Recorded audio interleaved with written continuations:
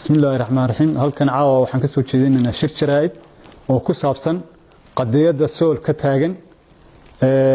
oo caawa uu ka hadlay garaad jaamac garaad cali isagoo ku mahadsan oo aan uga mahadnaqayno hadalkiisii iyo soo jeedintiisii uu ka soo jeediyay gobolka sool waxaan aad ugu taageersanahay hadaladiisii qiimaha iyo qaayaha badnaa uu ka soo jeediyay gobolka sool aad baan u soo dhaweynaya aad buu garaadkuna ugu mahadsan yahay hadallada uu ka soo jeediyay oo ka taagan arinta sool horena hadaan nahay simada gobolka Sanaag iyo waxgaradku aanu baaq uga soo jeedinay oo u sheegnay in cid nagu matasha hawsha aanay jirin oo aanu u soo dirsanno wakiil nooga ah dadka walaalahaya ee reer sool waxaanu taageero buuxda iyo hiil iyo hooba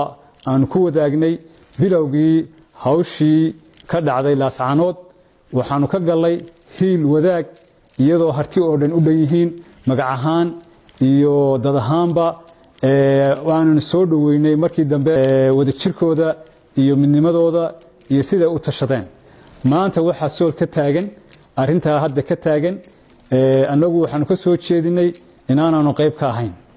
kana qayb gelin cid nagu matashaana aan jirin waxaan ugu baaqaynaa dawladda federaalka Soomaaliya oo ummadda u sheegtay inay dawlad Soomaaliya oo tahay oo dadka dhexdhexaad u ah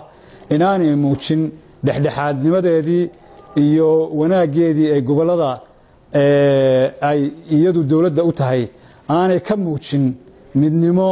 iyo wixii looga baahnaa ay khalkhal iyo dhibaato inay geliso ay ka dhex sameynayso arrimaha sool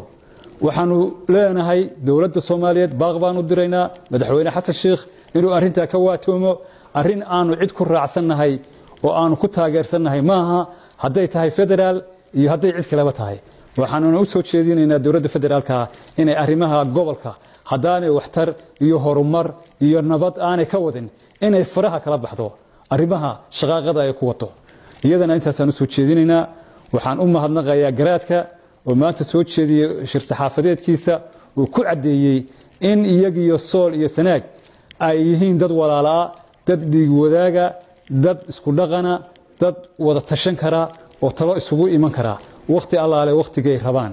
marka arinta aad baan u soo dhaweynayaa waxaanu ka aaminsanahay dadka gobolka sool inaanu nahay dad ehela dad walaala dad isku dhaqana dad isku deegaana dad isku talo ah talada iyaduna ay noqon karto mid tala wadaaga oo aanu isugu iman karno ku wada tashan karno hadii aanu wax isaga baahano may dhicin weli inaan isugu nimaadno